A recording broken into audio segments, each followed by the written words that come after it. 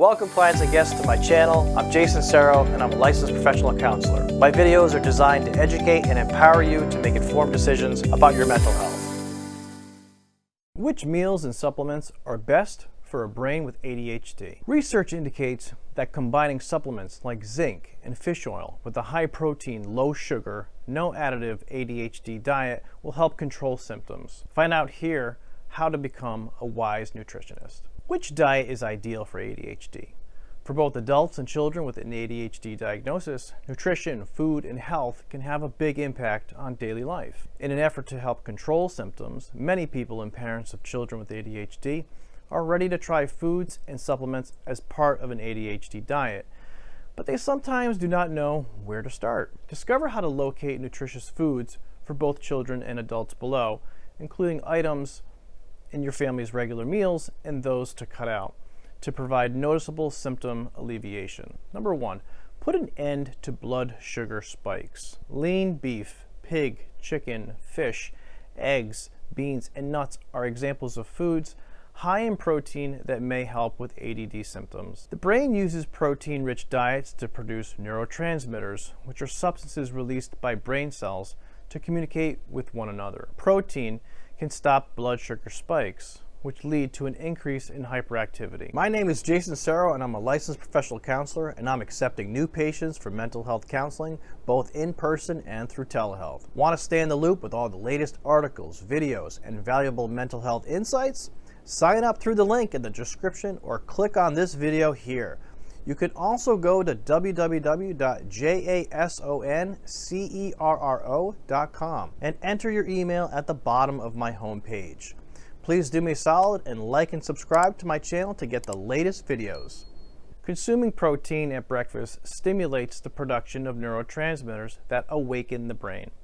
Whether you take ADD medication or not, combining protein with low sugar, high fiber complex carbohydrates will help you or your child better control symptoms of ADHD during the day. Reducing daily sugar consumption is the single most critical thing I advise patients to do, especially parents of children with ADHD. Unbeknownst to many, consuming simple processed carbs like waffles or white bread is nearly identical to consuming sugar. The effect of consuming processed carbs is almost the same as eating sugar straight from a spoon, because your body breaks them down into glucose so quickly. Blood sugar rises quickly after eating a jelly donut and a glass of juice for breakfast, or after eating a pancake with syrup. In response, the body releases stress hormones by lowering blood sugar levels too low through the production of insulin and other hormones. What was the outcome? You and your child are both hypoglycemic, agitated, and exhausted by mid-morning. This may exacerbate the symptoms of ADHD or cause some children who do not have the disorder to behave as though they have. The identical symptoms in the afternoon will result after a simple carb, low protein meal. Alternatively, consider eating meals that are high in protein, complex carbs, and fiber for breakfast and lunch, such as whole grain bread with peanut butter or oatmeal and milk. The slower digestion of these carbs, sugars is caused by the combination of protein, fiber, and fat, which promotes a more even and prolonged release of blood sugar. What was the outcome? An adult can get through that lengthy morning meeting, and a child can focus and behave better at school. Fish oil. Omega-3 fatty acids have the ability to reduce hyperactivity, impulsivity, and poor focus in people with ADHD. I advise all kids with ADHD to take omega-3 fatty acids. Essential fats known as omega-3s are critical for proper brain function. Because our systems are unable to produce them, these fats are referred to as essential fats and must be obtained through diet. According to research, kids with ADHD appear to have lower blood levels of omega-3 fatty acids than kids without ADHD. To reach healthy levels, you will therefore need to supplement, usually with fish oil, unless your child is an avid fish eater. Numerous research have demonstrated that the beneficial effects of omega-3s in ADHD. In a 2009 Swedish study, after 3 months, 25% of children who took daily dosages of omega-3s reported significant symptom relief. By 6 months, nearly 50% reported improved symptom control. This is a noteworthy outcome for a dietary supplement that is safe and has minimal adverse effects. What form and quantity of omega-3 should your child be receiving? Which omega-3 supplement is right for me? It is a little difficult. EPA and DHA are the two primary omega-3 fatty acids found in supplements. The majority of the advantages seem to come from omega-3 products with higher EPA content than DHA. Consult your doctor for dosage guidance if necessary. Typically, for younger children, a daily total dose of 700 to 1,000 milligrams, and for older children, 1,500 to 2,000 milligrams. Omega-3s are available as chewables, liquids, and capsules. Giving your child the recommended dosage of fish oil can be costly and time-consuming because the gummies and chewables do not contain much of it. The majority of young children who are unable to swallow capsules can drink the liquid. However, you may need to find inventive ways to encourage them to do so. Liquid omega-3s can be added to almost anything. Iron. The significant role iron plays in reducing the symptoms of ADHD is not widely known even by professionals and parents. According to a 2004 study, children with ADHD had an average iron level of 22 compared to 44 for children without ADHD, measured by ferritin.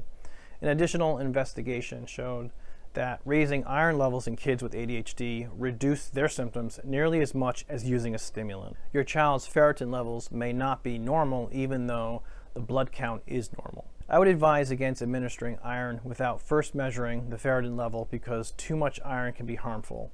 Have it tested by your pediatrician.